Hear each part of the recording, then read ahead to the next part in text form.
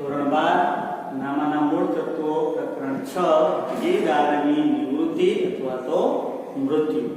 તો આ પ્રકરણની શરૂઆત કરતા પહેલા આપણે આ પ્રકરણ વાર્ષિક પરીક્ષામાં કેટલા ગુણનું છે અને કયા કયા વિભાગમાં પ્રશ્નો પૂછાય છે, કેટલા માર્કના, તે આપણે સૌથી પહેલા જોઈ લઈએ। તો આ પ્રકરણમાંથી વિભાગ એ માં એક વિકલ્પ આવશે 1 ગુણનો અને વિભાગ ઈ માં એક દાખલો આવશે 8 ગુણનો। તો આ બે જ વિભાગમાં બે જ પ્રશ્નો આપણે આ પ્રકરણમાંથી પૂછાય છે, એટલે કુલ 9 ગુણનું છે એ પ્રકરણ છે। તો ચાલો હવે આપણે આ પ્રકરણની શરૂઆત કરીએ। તો પ્રકરણનું નામ છે ભાગીદારની નિવૃત્તિ અથવા તો મૃત્યુ। તો ભાગીદારની નિવૃત્તિ એટલે શું? તો કે પેઢી ચાલુ હોય, ભાગીદારો દ્વારા કોઈ પેઢી શરૂ કરવામાં આવી હોય, એમાંથી કોઈ ભાગીદાર છૂટો થાય તો એને આપણે સાદા અર્થમાં ભાગીદારની નિવૃત્તિ કહેવામાં આવે છે। 1932 ના ભારતીય ભાગીદારી ધારા અનુસાર કોઈ પણ ભાગીદાર જ્યારે ચાલુ પેઢીમાંથી નિવૃત્ત થાય કે મૃત્યુ પામે તો ભાગીદારીનો અંત આવે છે એવું કહેવામાં આવે છે। અથવા તો જ્યારે કોઈ ચાલુ પેઢીમાંથી કોઈ ભાગીદાર નિવૃત્ત થાય અથવા મૃત્યુ પામે અને બાકીના ભાગીદારો દ્વારા જ્યારે ધંધો ચાલુ જ રાખવામાં આવતો હોય તેવા સંજોગોમાં જ્યારે કોઈ ભાગીદાર નિવૃત્ત થતો હોય ત્યારે ભાગીદારીનું વિસર્જન થાય છે। ભાગીદારી પેઢીનું વિસર્જન થતું નથી।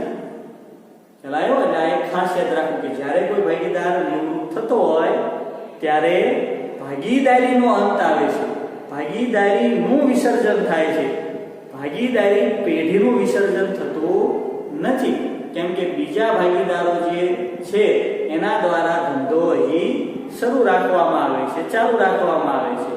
તો આવા સંજોગોમાં જ્યારે કોઈ ભાગીદાર નિવૃત્ત કે મૃત્યુ થાય ત્યારે ભાગીદારીનું વિસર્જન થયું કહેવાય, ભાગીદારીનો અંત આવ્યો કહેવાય, પેઢીનો અંત આવ્યો નથી, પેઢી હજી શરૂ જ રાખવામાં આવેલી છે, ચાલુ જ છે। તો આવા સમયે એટલે કે પેઢી હજી શરૂ છે, તો એવા સમયે જ્યારે કોઈ ભાગીદાર પેઢીમાંથી નિવૃત્ત થતો હોય છે ત્યારે નિવૃત્તિની હિસાબી અસરો પેઢીના ચોપડામાં આપવી જરૂરી બનતી હોય છે। અને એટલા માટે આપણે ભાગીદાર જ્યારે નિવૃત્ત થાય ત્યારે કઈ હિસાબી અસર આપવી એ આપણે આના પછીના ભાગથી આપણે જોવાનું છે। તો આ ભાગમાં આપણે હવે જ્યારે કોઈ ભાગીદારે નિવૃત્ત થવું હોય તો એ કયા સંજોગો ઊભા થાય તો એ નિવૃત્ત થઈ શકે। તો નિવૃત્તિના આપણને ભાગીદારની નિવૃત્તિના સંજોગો કુલ 2 આપવામાં આવેલા છે કે આવા સંજોગો ઊભા થાય, આ બેમાંથી કોઈ પણ એક, તો એ સંજોગ ઊભો થાય તો ભાગીદારે પેઢીમાંથી નિવૃત્ત થવું હોય તો એ થઈ શકે છે। તો નિવૃત્તિના સંજોગો, ભાગીદારીના નિવૃત્તિના સંજોગો કુલ 2 છે। ઘણી વખત 1 માર્કના વિકલ્પમાં આવી શકે કે નિવૃત્તિના સંજોગો કેટલા? તો કે 2। પહેલો સંજોગ છે ભારતીય ભાગીદારી ધારા અનુસાર અને બીજો છે ભાગીદારના અંગત કારણોસર છે નિવૃત્તિ। તો આ 2 સંજોગોમાંથી કોઈ પણ એક કે 2 સંજોગ ઊભા થાય તો કોઈ પણ ભાગીદારે પેઢીમાંથી નિવૃત્ત થવું હોય તો એ નિવૃત્ત થઈ શકે છે। એમાં આપણે પહેલા સંજોગની વાત કરીએ તો ભારતીય ભાગીદારી ધારા અનુસાર કોઈ ભાગીદારે નિવૃત્ત થવું હોય તો કયા સંજોગો ઊભા થાય, કઈ ઘટનાઓ બને તો ભાગીદાર છે નિવૃત્ત થઈ શકે। તો એમાં આપણે પહેલી જોઈએ સર્વસંમતિથી।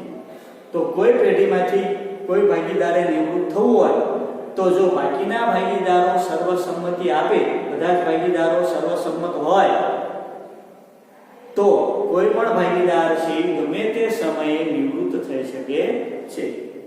દાખલા તરીકે 4 ભાગીદારો હોય અને કોઈ એક ભાગીદારે નિવૃત્ત થવું હોય તો બાકીના 3 ભાગીદારો સર્વસંમતિ આપે, બધા 3 ભાગીદારો સંમતિ આપે નિવૃત્તિની, તો એ ચોથો ભાગીદાર છે એ નિવૃત્ત થવું હોય તો એ થઈ શકે છે। ત્યાર પછી છે નોટિસ દ્વારા। તો નોટિસ દ્વારા કોઈ ભાગીદાર કઈ રીતે નિવૃત્ત થઈ શકે? તો કે જે ભાગીદારે પેઢીમાંથી નિવૃત્ત થવું હોય એણે નિવૃત્તિની લેખિતમાં નોટિસ તૈયાર કરવાની કે કયા કારણસર શા માટે નિવૃત્ત થવા માંગે છે અને કઈ તારીખથી નિવૃત્ત થવા માંગે છે એ અંદર જણાવી લેખિતમાં નિવૃત્તિના ઈરાદાવાળી નોટિસ તૈયાર કરી અને એ નોટિસ બાકીના ભાગીદારોને આપે તો એ રીતે નોટિસ આપી અને કોઈ ભાગીદાર નિવૃત્ત થઈ શકે છે અને એ નોટિસમાં જે તારીખ લખી હોય એ તારીખથી ભાગીદાર છે નિવૃત્ત થયેલો ગણાય છે. ત્યાર પછી છે કરાર દ્વારા. તો આપણે જ્યારે સૌથી પહેલું પ્રકરણ ભાગીદારી વિષય પ્રવેશ શરૂ કર્યો ત્યારે આપણે જોયું હતું કે જ્યારે ભાગીદારો દ્વારા ધંધો શરૂ કરવામાં આવતો હોય કોઈ પણ ત્યારે કરારનામું તૈયાર કરવામાં આવતું હોય છે. એ લેખિત પણ હોઈ શકે અથવા તો મૌખિક પણ હોઈ શકે. તો એ જે કરારનામું તૈયાર કર્યું હોય એમાં ભાગીદારો દ્વારા જુદા જુદા પ્રકારના નિયમો લખવામાં આવતા હોય છે કે મૂડીનું વ્યાજ કેટલા ટકા આપવાનું લેવાનું, ઉપાડનું વ્યાજ કેટલા ટકા આપવાનું લેવાનું, બરોબર, પગાર, નફા નુકસાનનું પ્રમાણ કેટલા પ્રમાણમાં રાખવાનું, આવા બધા નિયમો નક્કી કરવામાં આવતા હોય છે. તો એ જે કરારનામામાં પેઢી શરૂ થાય ત્યારે જે નિયમો બનાવવામાં આવે તેમાં એક નિયમ છે કે નિવૃત્તિનો પણ ઘણી વખત લખવામાં આવે છે કે કોઈ ભાગીદારે નિવૃત્ત થવું હોય તો ક્યારે નિવૃત્ત થઈ શકે એ પણ અંદર સંજોગો લખવામાં આવે છે. દાખલા તરીકે 5 વર્ષ પછી કોઈ ભાગીદાર નિવૃત્ત થઈ શકશે, પેઢીમાં ખોટ આવે તો કોઈ ભાગીદારે નિવૃત્ત થવું હોય તો થઈ શકશે. આવી રીતે અલગ અલગ પેઢી છે એ અલગ અલગ યોગ્ય પ્રમાણે જે લાગતા હોય નિવૃત્તિના નિયમો એ લખતી હોય છે. તો એ કરારનામામાં જે નિયમો લખ્યા હોય એ નિયમોને આધીન રહીને અને કરારનામામાં જે નિયમો લખ્યા હોય એવા સંજોગો ઊભા થાય તો એ સંજોગોને આધીન રહીને કોઈ ભાગીદારે નિવૃત્ત થવું હોય તો થઈ શકે છે. ત્યાર પછી છે ભાગીદારની નાદારી. તો આપણને ખ્યાલ છે કે કોઈ પણ ભાગીદાર છે નાદાર જાહેર થાય, અદાલત દ્વારા એને નાદાર જાહેર કરવામાં આવે તો આપણને ખ્યાલ છે કે નાદાર વ્યક્તિ છે કાયદેસરનો વ્યક્તિ ગણાતો નથી. તો ને કાયદેસરનો વ્યક્તિ ન હોવાના નાતે એ ભાગીદાર રહી શકતો નથી. તો જે તારીખે ભાગીદારને નાદાર જાહેર કરવામાં આવતો હોય તો તે તારીખથી આપોઆપ પેઢીમાંથી નિવૃત્ત થયો છે એવું માનવામાં આવે છે. ત્યાર પછી છે ભાગીદારનું મૃત્યુ. તો જ્યારે કોઈ ભાગીદાર છે કોઈ પણ સમયે કોઈ ભાગીદારનું મૃત્યુ થાય તો એ દિવસથી ભાગીદારીનો શું આવે છે? અંત આવે છે. એટલે કે એ દિવસથી ભાગીદાર છે નિવૃત્ત થયો છે એવું માનવામાં આવે છે. તો નાદાર થાય, અસ્થિર મગજનો થાય, મૃત્યુ પામે તો જે તારીખે નાદાર થયો હોય, જે તારીખથી અસ્થિર મગજનો થયો હોય, જે તારીખે મૃત્યુ પામ્યો હોય તે તારીખથી ભાગીદારીનો શું આવે છે? અંત આવે છે. એટલે કે ભાગીદાર તરીકે એ નિવૃત્ત જાહેર થયેલો છે એવું માનવામાં આવે છે. ત્યાર પછી છે અન્ય ભાગીદારો દ્વારા છૂટો કરવામાં આવે. તો અન્ય ભાગીદારો દ્વારા કોઈ ભાગીદારને ક્યારે છૂટો કરવામાં આવે? તો આ માટે એક શરત છે કે જ્યારે આપણે પેઢી શરૂ થઈ હોય ત્યારે જે કરારનામું બનાવ્યું હોય લેખિત અથવા મૌખિક એમાં જો એવો નિયમ બનાવ્યો હોય, એમાં એવી સ્પષ્ટતા કરેલી હોય કે કોઈ ભાગીદારને છૂટો કરવો હોય તો છૂટો કરી શકાશે એવો નિયમ હોય તો જ અન્ય ભાગીદારો દ્વારા કોઈ પણ ભાગીદારને છૂટો કરવો હોય તો કરી શકાય. અને આવું ક્યારે બનતું હોય છે? તો કે ઘણી વખત કોઈ ભાગીદાર છે પેઢીના હિતની વિરુદ્ધનું વર્તન કરતો હોય, પેઢીને નુકસાન થાય એવું વર્તન ઘણી વખત કરતો હોય ત્યારે બાકીના ભાગીદારો દ્વારા એ ભાગીદારને શું કરવામાં આવતો હોય છે? છૂટો કરવામાં આવતો હોય છે. પણ આ માટે આવી રીતે જો છૂટો કરવો હોય બીજા ભાગીદારો દ્વારા તો કરારનામામાં એવી જોગવાઈ, એવો નિયમ હોવો જોઈએ તો જ અન્ય ભાગીદારો દ્વારા બીજા ભાગીદારને છૂટો કરી શકાય, નહીંતર કરી શકાતો નથી. તો આ રીતે આવા સંજોગો ઊભા થાય તો એ ભારતીય ભાગીદારી ધારા અનુસાર ભાગીદાર છે નિવૃત્ત થયો માનવામાં આવે છે. ત્યાર પછી ભાગીદારની નિવૃત્તિના સંજોગમાં બીજું સંજોગ હતો ભાગીદારના અંગત કારણોસર છેક નિવૃત્તિ. હવે કોઈ પણ ભાગીદારે અંગત કારણોસર પછી પોતાની તબિયતનું કારણ હોય, ધંધામાં સમય આપી શકે તેમ ન હોય અથવા તો બીજું કોઈ પણ કારણ હોય અને એને સ્વેચ્છાએ પેઢીમાંથી નીકળવું હોય, નિવૃત્ત થવું હોય તો એ થઈ શકે છે. પણ જો એના માટે પણ એક શરત છે કે જો એ નિવૃત્ત થનાર એટલે કે સ્વૈચ્છિક રીતે નિવૃત્ત થનાર ભાગીદાર જો એ સક્રિય ભાગીદાર હોય, સક્રિય ભાગીદાર હોય, સક્રિય ભાગીદાર એટલે શું? તો કે જે ભાગીદાર પેઢીના સંચાલનમાં, વહીવટમાં ભાગ લેતો હોય તો એ શું કહેવાય? સક્રિય ભાગીદાર. પણ જો આ અંગત સ્વૈચ્છિક રીતે નિવૃત્ત થનાર ભાગીદાર છે એ સક્રિય ભાગીદાર હોય તો એણે નિવૃત્ત સ્વેચ્છાએ થવું હોય તો જાહેર નોટિસ દ્વારા નિવૃત્તિની જાહેરાત કરવી કેવી છે? ફરજિયાત છે. જાહેર નોટિસ આપવી પડે, છાપામાં, ટીવીમાં, એવી રીતે એને જાહેરાત કરવી પડે કે જે ભાગીદાર નિવૃત્ત થવા માંગતો હોય સ્વૈચ્છિક, એ જો સક્રિય ભાગીદાર હોય તો એને છાપામાં, ટીવીમાં એવી રીતે જાહેર નોટિસ આપવી પડે કે આ તારીખથી એ ભાગીદાર છે નિવૃત્ત થાય છે. શા માટે જાહેર નોટિસ દ્વારા નિવૃત્તિની જાહેરાત કરવી ફરજિયાત છે? તો ઘણી વખત આપણને ખ્યાલ હોય છે કે કોઈ સક્રિય ભાગીદાર હોય, એની આવડત, એની પ્રામાણિકતા, એની નિષ્ઠા, એની કુશળતા, એના કારણે ઘણી વખત ઘણા ગ્રાહકો, વેપારીઓ, બેંક આ બધા એની સાથે વ્યવહાર કરતા હોય. ખ્યાલ સક્રિય ભાગીદારમાં આવા ગુણ હોય જેના કારણે છે ગ્રાહકો, વેપારીઓ, બેંક આવા બધા જુદા જુદા પક્ષકારો છે એની સાથે વહીવટ કરતા હોય છે.